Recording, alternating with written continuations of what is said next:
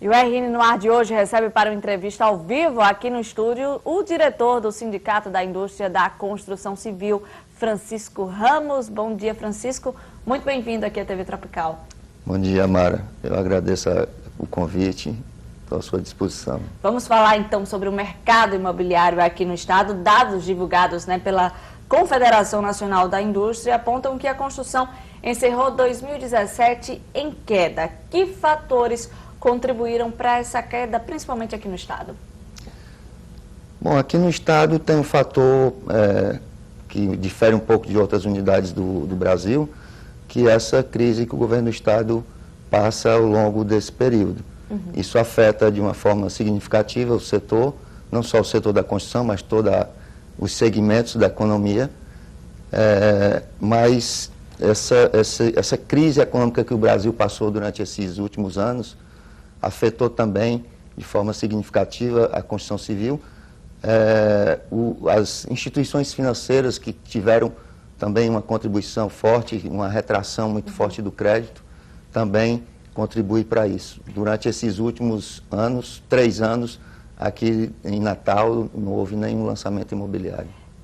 Qual hoje é a gente pode classificar aí como a grande insatisfação dos empresários, do setor da construção civil? Eu acho que principalmente a falta de financiamento bancário. Isso aí afeta o negócio como um todo.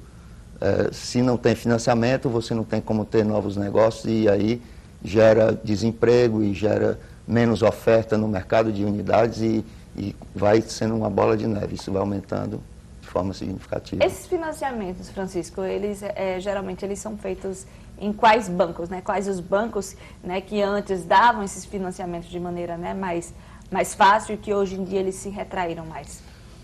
Não. Ou todos fazem isso? Todos os bancos, os principais bancos, tinham financiamento com as empresas. Sei. Hoje, praticamente, nós só temos o Banco do Brasil e a Caixa que ainda fazem alguma coisa, mas ainda muito pouco. Em relação, ao mercado como um todo, agora é hora de vender ou é hora de comprar para aquela pessoa que está querendo investir, de fato? Ainda é hora de comprar. Ainda? Na realidade, por falta de novos lançamentos, os estoques caíram muito, comparativamente, em janeiro de 2014, aqui em Natal, nós tínhamos em oferta 3.780 unidades. Em setembro, que foi o último dado que a gente tem de uma pesquisa que é feita pelo Sinduscon, do Índice de Velocidade de Vendas, as empresas que fazem parte dessa pesquisa só tinham 803 unidades. Então, isso corresponde a menos de 25% do que tinha 3 anos atrás.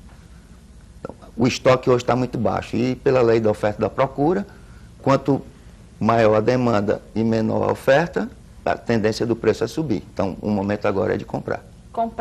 Mas comprar o imóvel mesmo com preço mais alto? Não, hoje o preço ainda não cresceu. Não cresceu, mesmo com o número de empreendimentos, de lançamentos terem... Os preços ainda estão, hoje, aqui em Natal, no Rio Grande do Norte, é o menor preço do metro quadrado do Nordeste e talvez até do Brasil. Quanto está? O preço médio está abaixo de 4 mil, 3.900, preço médio, O médio, Isso inclui imóveis de alto padrão com baixo padrão. Então, o preço médio está isso aí. Em relação ao Minha Casa Minha Vida, se diminuiu o número de lançamentos, então também diminuiu a oferta de empreendimentos desse tipo. O Minha Casa Minha Vida tem um orçamento próprio, aliás, tem faixas. A faixa 1, que é orçamento do governo, são praticamente todo subsidiado. E tem a faixa 2 e 3, que é o de mercado, que a gente chama. Que as empresas têm que lançar e têm que vender, que depende também muito de orçamento. Então, a demanda por esses produtos aumentou, mas o orçamento que vem recurso de fundo de garantia também está escasso. E eu lembro que os empresários passavam por situações bem complicadas, porque muitas vezes o dinheiro não era repassado pelo governo federal para esses empresários, e aí eles realmente ficavam numa situação bem complicada. Isso continua ou já melhorou? Essa parte aí foi regularizada, mas até que se regularizasse, deu... Meses aí, né, Francisco? Deu muito problema para as empresas e gerou até quebra de empresas aí por causa disso, né? Você falou que o número de empreendimentos novos, de lançamentos, diminuiu, né? Quem tem, por exemplo, imóveis que estão fechados, o interessante então é alugar e não vender, já que o momento não é para vender e sim de comprar? Se ele puder aguardar um pouco mais, não precisar desse recurso agora, é melhor que ele mantenha ele alugado e espere um pouco mais, que essa recuperação do preço deve acontecer bem próximo ainda. Era isso que eu ia te perguntar, né? Quando é que o setor acredita que essa crise, né, que essa situação deva passar? Olha, a gente acredita que nesse ano de 2017 seja o ano da retomada. As condições macroeconômicas estão contribuindo para que isso aconteça, né? Com taxa de juros mais baixa, inflação mais baixa, a economia do consumidor em alta, a economia dos empresários também em alta.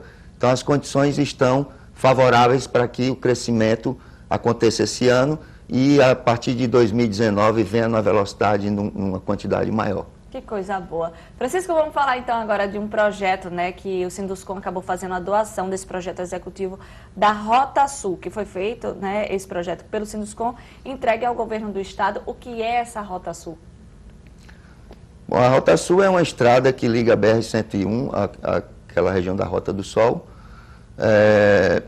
facilitando o acesso de todas as pessoas que residem naquela região ali, Parnamirim, e de turistas que vêm do sul para aquela região da cidade, sem ter que fazer toda essa volta até Roberto Freire e retornar novamente. Isso é vamos chamar, um atalho. Ah, entendi. E vai ser mais ou menos por onde? Esse atalho vai ser por onde, essa nova estrada? Só para a gente ter uma ideia de como é que vai ser construído isso.